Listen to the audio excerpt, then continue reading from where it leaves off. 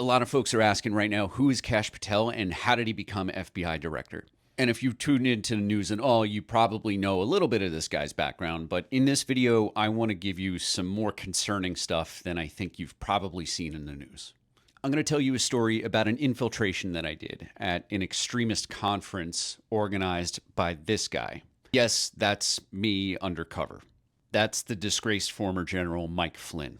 So shortly before the midterm elections in 2022, I went to Branson, Missouri, which the locals called the Las Vegas of the Ozarks. If you've never been there or never heard of this place, it's kind of like if you had Las Vegas, but it was designed by Ned Flanders from The Simpsons.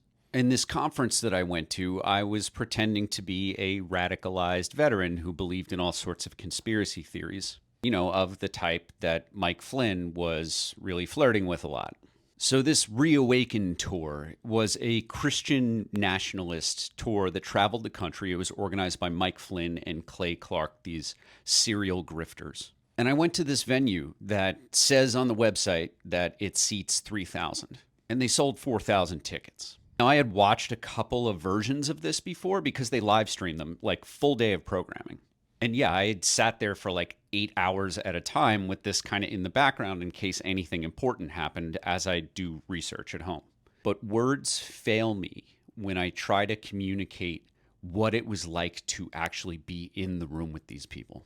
And while I knew what I was getting into, like I knew who these people were, and I had seen the programming before because I watched the live stream, what I didn't realize until I got there was that there was like more than 12 hours of programming.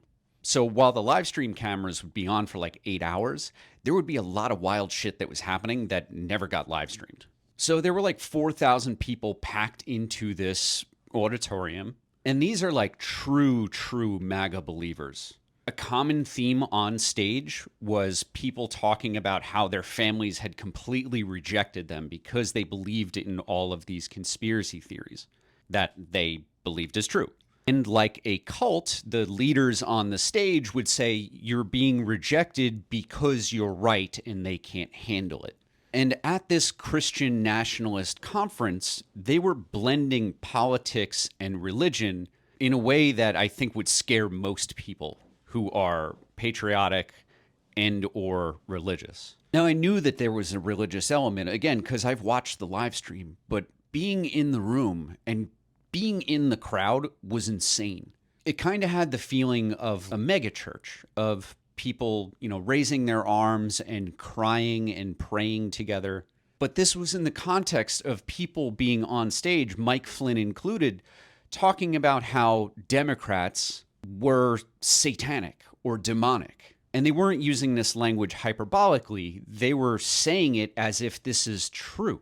There were people coming up on stage who were identified by the organizers of this conference as prophets.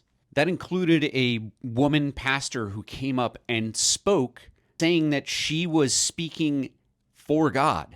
Not that she was interpreting what God wanted, but that the words coming out of her mouth were dictated by God, as if she were possessed. There were pastors who were going up and speaking in tongues. They did that thing where they pull injured people or sick people out of the crowd and like touch their head and they pretend to pass out and convulse on the floor. And this auditorium was absolutely packed with people. And as I was looking around, there wasn't anyone who was like, what the fuck is happening here? Everyone who went to this thing, 4,000 people, were true believers in everything that was happening. There was this one guy, Jim Meehan, who said he was a veteran and that he was a doctor. And he was in this fight against the government and, you know, mandates and that kind of thing. And he gave a PowerPoint presentation that was all about preparing people for war. He was telling people that there was going to be a civil war and a world war. And I don't think I can say out loud what he said, so I'm going to take a little snippet right here and show you. Just freeze it if you want to read this. Now, it was in this context that Kash Patel, the man who is now our FBI director, went on stage.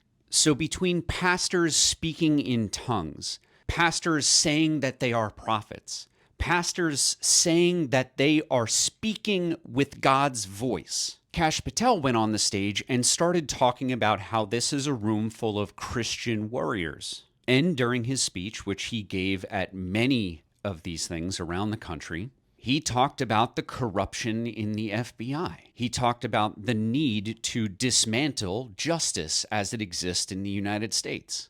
And in all of this context, he started talking about his children's books. Kash Patel wrote a series of children's books with the goal of brainwashing children and sucking up to Donald Trump.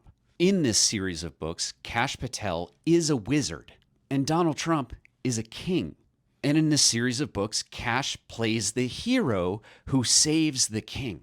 And in this book, he does that by basically creating an allegory about the election, promoting the stolen election lie for toddlers. At this conference, they were talking about how journalists and Democrats and anti-fascists needed to be. They were talking about rounding us all up. They were talking about preparing for a civil war. And they truly, genuinely believed that God was telling them to do this. Now, I went to just one of these. There were dozens of versions of this all around the country, put on by Mike Flynn, who always talks about raising an army for Trump, and the man who is now our FBI director, your FBI director and my FBI director, Kash Patel. He's an associate of all this.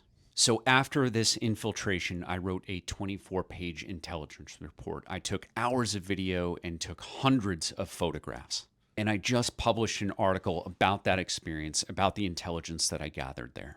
So if you're interested in getting the whole story, go to onoffense.substack.com. And if somebody in your life is like persuadable when they see this kind of like really concerning Christian nationalist stuff, do me a favor and share this article with them. And let me know in the comments if it makes a difference.